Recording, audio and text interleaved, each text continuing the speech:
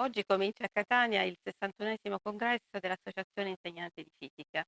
È la prima volta che al Sud Italia, in particolare in Sicilia, si fa un congresso nazionale.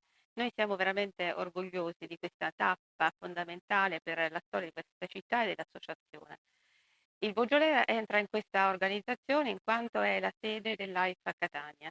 Il preside Biuso lo scorso qualche anno fa, prima del Covid, e adesso la preside Valeria Pappalardo, hanno accettato e con grande entusiasmo hanno sempre sostenuto questa attività dell'AIF.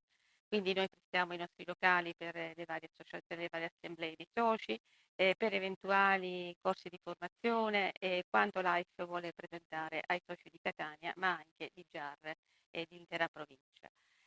Come AIF noi ci occupiamo anche dell'organizzazione dei campionati di fisica, ex Olimpiadi. Oggi non si può più utilizzare la parola Olimpiadi in quanto c'è il comitato per le Olimpiadi di Cortina a Milano, e quindi si deve utilizzare il termine campionati, ma siamo molto affezionati al termine di Olimpiadi di fisica. La scuola si occupa con tanti corsi di preparazione a far sì che i nostri allievi possano gareggiare insieme ai loro pari e ottenere dei risultati che sono stati spesso anche di ambito nazionale, devo dire di grande successo in questi anni.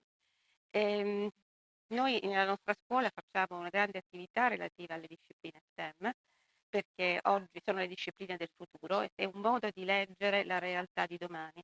E i nostri giovani ci vengono incontro con il loro impegno, la loro abnegazione, ma tutto ciò accade anche perché ci sono tanti docenti, e qui ho accanto a me la professoressa Galvagno, che è il capo dipartimento di matematica, fisica e informatica.